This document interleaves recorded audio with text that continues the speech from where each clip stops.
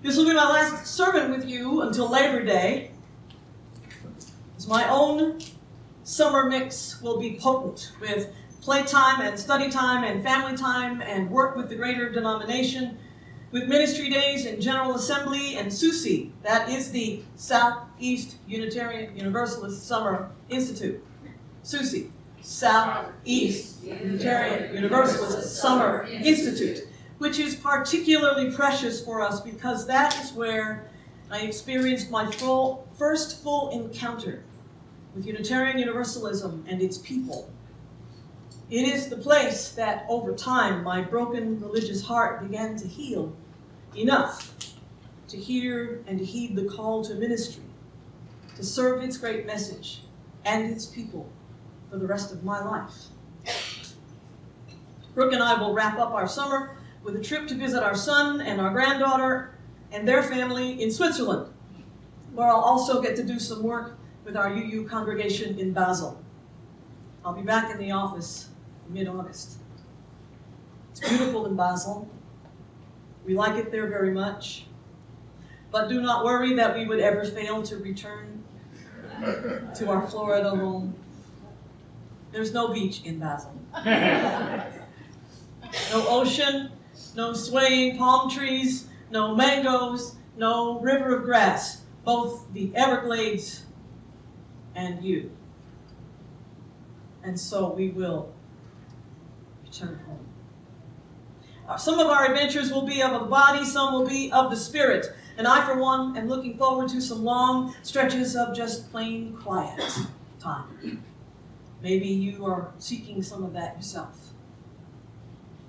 Just some time to breathe and think, or not, and rest and recover from what has been and continues to be, for so many, a really, really hard time in our personal and shared history.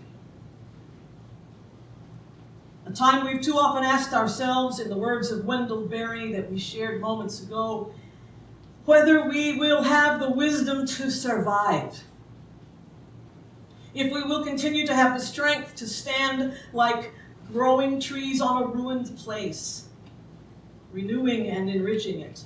And Lord knows the place we stand on now desperately seeks to be renewed and enriched. So drained has our culture and society been in these last couple of years of even the most basic decency, compassion, kindness. Some days it does seem it could fall to ruin at any moment. And it could. Were it not for the fact that we are determined that it should not come apart, but find new ways to come together. Were it not for the truth we know in our bones that we as individuals and as Unitarian Universalists in covenant together in this beloved community, were it not that we know that we are called for, meant for, built for these days, whether we like it or not.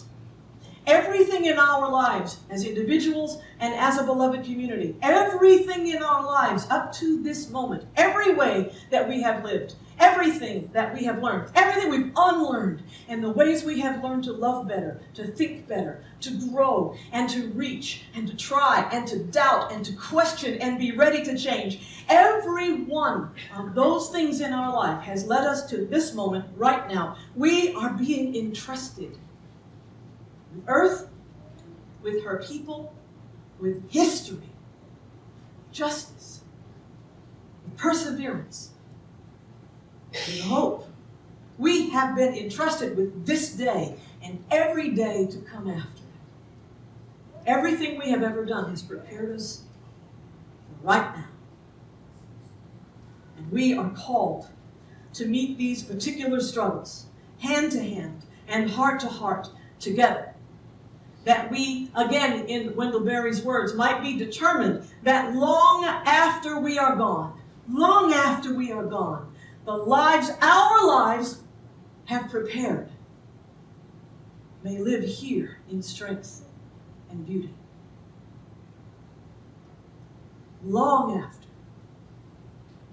we are gone. But here's the core. Here's the core of Berry's teaching in his magnificent poem, Listen. He insists that the notion that the way we live now prepares the lives for those to come in such a way that they can live in strength and beauty and justice that we have not known and may not finish in our lifetimes. His teaching is that this is no paradisal dream. This is no utopian fantasy. Its very hardship is its possibility.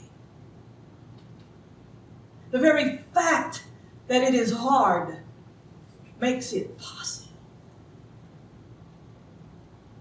What if the very elements that make up this time we are living, in such hard times, so deeply difficult for so many, what if those are the elements, the hardships? What if those are the elements of the dream of the world we seek?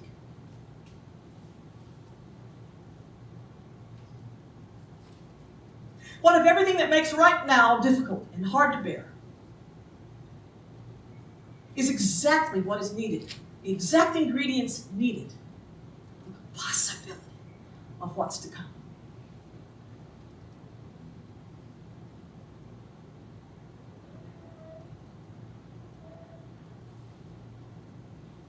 I want you to know that I'm not being flip when I say life's a beach, y'all. Like the beach, life is part sunshine, warmth and hope, the sun coming up each day, the promise of its rising, spilling golden rays of warmth and light over the night until darkness surrenders to a new day. It's also part surf, the cooling waters that arrive upon our shores teeming with life from across the world. Ever pick up stuff on the beach and wonder how far that traveled? For you to pick it up now? The surf, the sea, where life began, where all life was born. The raw power that carries us down its channels and gives us the ride of our life if we will but learn to flow with it. And life is also sand in your swimsuit. Those tiny million-pointed pieces of grit that get into the tiniest of places, no matter how carefully you spread your beach blanket. Those tiny little pieces that annoy you while you're soaking up the sun and riding surf, and are still there long after you thought you rinsed them all away. But sand is important to all manner of life as we know it. It's the composite of the strongest structures we build.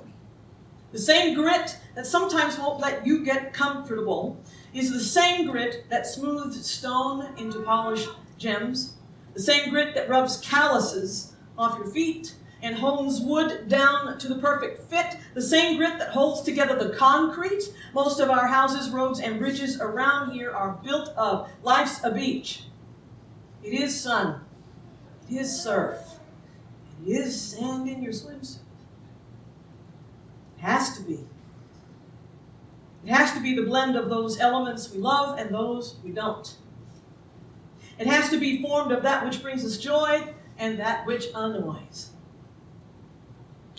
It has to be everything we love, and that everything we enjoy comes with some pieces, some part that we don't like all that much. Something that reminds us that we're human and we're imperfect, just like everything and everyone else, and begins again to teach us that the perfection lies in the imperfection. Hardship is possibility. Life's a beach made of sun and surf and sand all together, the glow and the flow and the grit and glitter. Today, we will share a glitter blessing, a recognition of the sacred beauty inherent in every person, We offer this both in honor of June as the LGBTQ Pride Month, and as a wish for your summer adventures in body and in spirit, that they may bring you light and hope and joy. As my colleague, the Reverend Caitlin Cotter-Koilberg, explains it, glitter has long been a symbol for the LGBTQ movement of gritty, sparkly hope in the face of prejudice and oppression, of joy and pride in the face of bigotry and hatred. Glitter is resilient and tenacious, and just like sand, is hard to get rid of. So we hope this blessing will stay with you through the summer. The briefest beam of sunlight causes glitter to shine, and even the dullest and dreariest of spaces are brightened by it. Its beauty comes from its brokenness. It is an assemblage of sparkle, because tiny, tiny, tiny little broken pieces got together and said, let's shine. The glitter that we share with you today is a reminder that each of us is beautiful in our sacred imperfection, that our ever-changing selves are part of a glorious plurality. We offer this blessing that we may remember that we are each made of the stuff of stars, that we each carry our light, that we each embody an emboldened hope in our world. Now don't worry, our glitter this morning is makeup grade. I know, y'all. It's makeup grade. It is cruelty-free. It is non-toxic. And it is in a base of mineral oil and aloe. So see, glitter can actually be good for you. In a moment, Gail is going to play Good Morning Starshine. As it rings out, we will invite you to come forward, and Margie and I will offer you your glitter blessing. You can point to a place on your face or on your hand where you would like to receive the blessing. And if for some reason you feel that you can't come up here this morning, and it's hard for you, raise your hand, and we'll come to you and bring your glitter blessing. To begin, I would like to ask Margie, would you bless me that I might bless others? May the beauty you are shine as bright as the stars. And may I bless you likewise. May the beauty you are ever shine within